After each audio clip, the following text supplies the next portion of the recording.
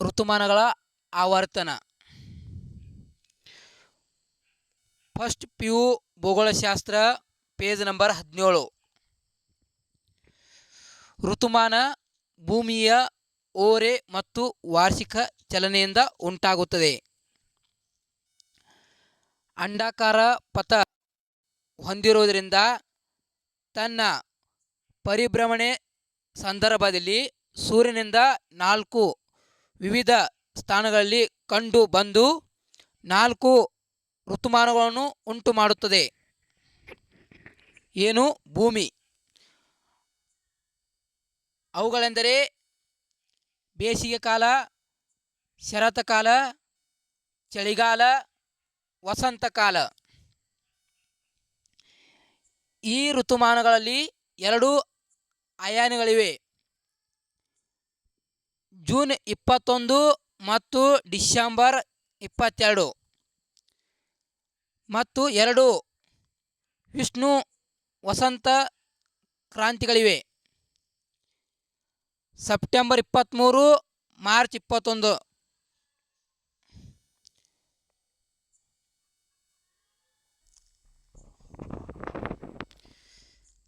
ಅಯಾನುಗಳ ದಿನಗಳಲ್ಲಿ ಸೂರ್ಯನ ಕಿರಣಗಳು ಕರ್ಕಟ ಸಂಕ್ರಾಂತಿ, ಮಕರ ಸಂಕ್ರಾಂತಿ ವೃತ್ತದ ಮೇಲೆ ಮತ್ತು ವಿಷ್ಣು ವತ್ಸ ಕ್ರಾಂತಿ ದಿನಗಳಲ್ಲಿ ಸಮಭಾಜಕ ವೃತ್ತದ ಮೇಲೆ ನೇರವಾಗಿ ಬೀಳುತ್ತವೆ. ಏನೆಂದರೆ ಸೂರ್ಯನ ಕಿರಣಗಳು. ಅಯಾನುಗಳು ಹಗಲು ಮತ್ತು ರಾತ್ರಿಗಳ ಅವಧಿ ಮೇಲೆ ಪ್ರಭಾವ ಬೀರುತ್ತದೆ. ಎರಡೂ ಗೋಳಾರ್ಧದಲ್ಲಿ ಇದರಂತೆ ವಿಷ್ಣು ವತ್ಸ ಕ್ರಾಂತಿಯಲ್ಲಿ ಸಮರಾತ್ರಿಗಳು, ಸಮ ಹಗಲು ಮತ್ತು ರಾತ್ರಿ ಉಂಟಾಗುತ್ತವೆ ಎರಡೂ ಗೋಳಾರ್ಧದಲ್ಲಿ. ಇನ್ನು ಕಾಲಗಳ ಬಗ್ಗೆ, ಒಂದನೇದು ಬೇಸಿಗೆ ಕಾಲ, ಜೂನ್ 21ರಿಂದ ಡಿಸೆಂಬರ್ 22ರವರೆಗೆ.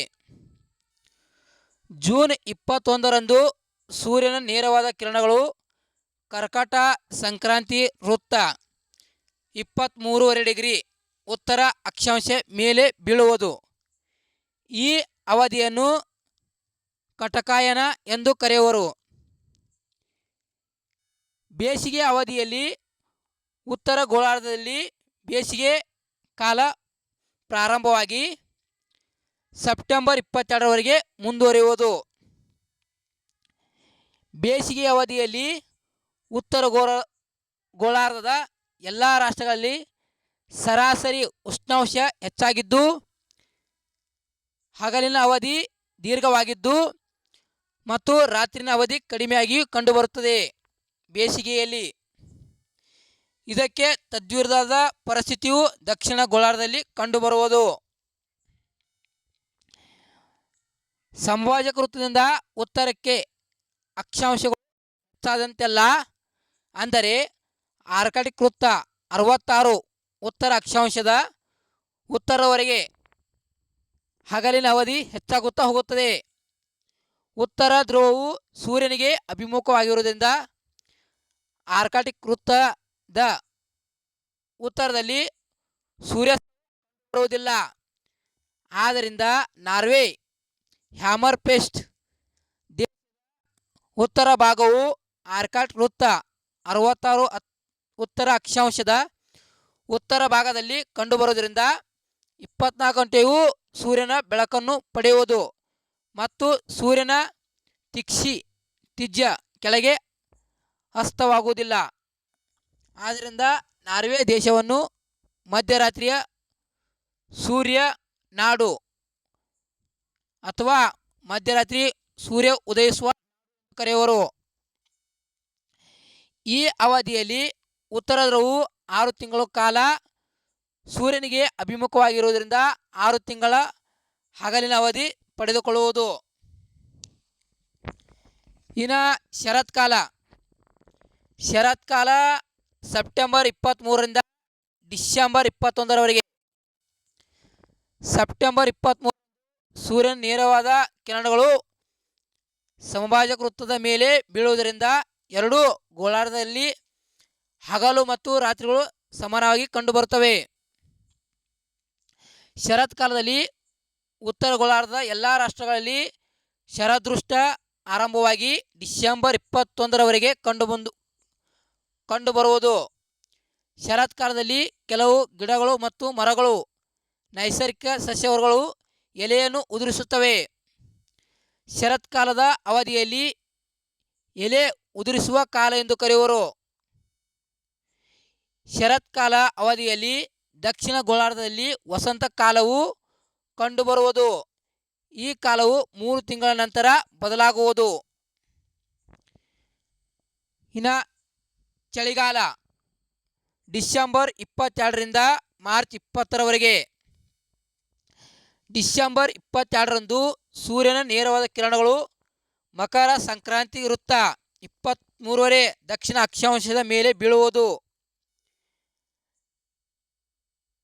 ಚಳಿಗಾಲ ಅವಧಿಯನ್ನು ಮಕರಾಯನ ಎಂದು ಕರೆಯುವರು.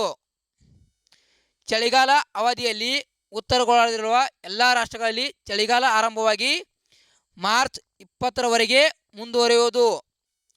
ಈ ಅವಧಿಯಲ್ಲಿ ದಕ್ಷಿಣ ಗೋಳಾರ್ಧದಲ್ಲಿ ಬೇಸಿಗೆ ಕಾಲ ಕಂಡುಬರುವುದು. ಚಳಿಗಾಲದಲ್ಲಿ ಉತ್ತರ ಗೋಳಾರ್ಧದಲ್ಲಿರುವ ಸರಾಸರಿ ಉಷ್ಣಾಂಶ ಕಡಿಮೆ ಇರುತ್ತದೆ ಮತ್ತು ಹಗಲಿನ ಅವಧಿಯು ಕಡಿಮೆಯಾಗಿದ್ದು ರಾತ್ರಿಯ ಅವಧಿ ದೀರ್ಘವಾಗಿ ಕಂಡುಬರುವುದು. ಇದಕ್ಕೆ ತದ್ವಿರುದ್ಧವಾದ ಪರಿಸ್ಥಿತಿಯು ದಕ್ಷಿಣ ಗೋಳಾರ್ಧದಲ್ಲಿ ಕಂಡುಬರುವುದು. 50 ಉತ್ತರ ಅಕ್ಷಾಂಶವು ಉತ್ತರ ಕೆಲವು ರಾಷ್ಟ್ರಗಳಲ್ಲಿ ವಿಪರೀತ ಕಂಡುಬರುವುದು ಹಾಗೂ ಅಧಿಕ ಹಿಮಗಾಳಿ ಬೀಸುವುದು. ದಕ್ಷಿಣ ಧ್ರುವವು ಸೂರ್ಯನಿಗೆ ಅಭಿಮುಖವಾಗಿರುವುದರಿಂದ ಅಟ್ಲಾಂಟಿಕ್ ವೃತ್ತ 66 ದಕ್ಷಿಣ ಅಕ್ಷಾಂಶದ ದಕ್ಷಿಣಕ್ಕೆ ಕಂಡುಬರುವ ಪ್ರದೇಶಗಳು ಸೂರ್ಯನ ನೇರವಾದ ಕಿರಣಗಳನ್ನು ಪಡೆದುಕೊಳ್ಳುವುದು. ಆದ್ದರಿಂದ ಆರ್ಕಾಟಿಕ್ ವೃತ್ತದ ದಕ್ಷಿಣದ ಸೂರ್ಯಾಸ್ತವು ಕಂಡುಬರುವುದಿಲ್ಲ. ಸಮಭಾಜಕ ವೃತ್ತದಿಂದ ದಕ್ಷಿಣಕ್ಕೆ ಅಕ್ಷಾಂಶಗಳು ಹೆಚ್ಚಾದಂತೆಲ್ಲ, ಅಂದರೆ ಆರ್ಕಾಟಿಕ್ ವೃತ್ತ ದಕ್ಷಿಣ ಅಕ್ಷಾಂಶವು ದಕ್ಷಿಣದಲ್ಲಿ ಸೂರ್ಯಾಸ್ತವು ಕಂಡುಬರುವುದಿಲ್ಲ. ದಕ್ಷಿಣ ಧ್ರುವವು 6 ತಿಂಗಳು ಕಾಲ ಸೂರ್ಯನಿಗೆ ಅಭಿಮುಖವಾಗಿರುವುದರಿಂದ 6 ತಿಂಗಳು ಹಗಲಿನ ಅವಧಿ ಪಡೆದುಕೊಳ್ಳುವುದು. ಇನ್ನು ವಸಂತಕಾಲ ಮಾರ್ಚ್ 20ರಿಂದ ಜೂನ್ 20. ಮಾರ್ಚ್ 20 ಸೂರ್ಯನ ಕಿರಣಗಳು ಸಮಭಾಜಕ ವೃತ್ತದ ಮೇಲೆ ಬೀಳುವುದು. ಭೂಮಿಯು ಈ ಸ್ಥಾನವನ್ನು ಮೇಷ ಸಂಕ್ರಾಂತಿ ಎಂದು ಕರೆಯುವರು. ವಸಂತ ಅವಧಿಯಲ್ಲಿ ಎರಡು ಗೋಳಾರ್ಧದಲ್ಲಿ ಸಮನಾದ ಹಗಲು ಸಮನಾದ ರಾತ್ರಿ ಕಂಡುಬರುತ್ತವೆ. ವಸಂತ ಅವಧಿಯಲ್ಲಿ ಉತ್ತರ ಗೋಳಾರ್ಧದಲ್ಲಿ ವಸಂತ ಕಾಲ ಆರಂಭವಾಗಿ ಜೂನ್ 20ರವರೆಗೆ ಮುಂದುವರಿಯುವುದು. ವಸಂತ ಅವಧಿಯಲ್ಲಿ ದಕ್ಷಿಣ ಗೋಳಾರ್ಧದಲ್ಲಿ ಶರದೃಷ್ಟ ಕಂಡುಬರುವುದು. ವಸಂತ ಕಾಲದಲ್ಲಿ ಕೆಲವು ಗಿಡ ಮತ್ತು ಮರಗಳು ಚಿಗುರುವಿಕೆ ಪಡೆದು ಆ ಪ್ರದೇಶವು ಹಚ್ಚು ಹಸಿರಾಗಿ ಕಂಡುಬರುವುದು. ವಸಂತ ಕಾಲವು 3 ತಿಂಗಳ ನಂತರ ಬದಲಾಗುವುದು.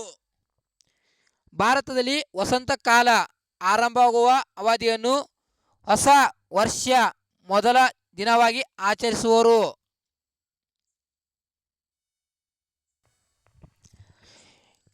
ಇದೆಲ್ಲ ಫಸ್ಟ್ PU ಭೂಗೋಳಶಾಸ್ತ್ರ ಬುಕ್ ನಂದು ಪೇಜ್ ನಂಬರ್ 17. ಎಲ್ಲರೇ ಮಿಸ್ಟೇಕ್ ಆದಲ್ಲಿ ಸ್ವಲ್ಪ ತಿದ್ದುಪಡಿ ಮಾಡ್ಕೋಬೇಕು ನೀವು. ಮತ್ತು ಇದ್ರ ಬಗ್ಗೆ ಡಿಸ್ಕ್ರಿಪ್ಷನ್ದಲ್ಲಿ ಕೊಟ್ಟಿರ್ತೀನಿ ನಾ.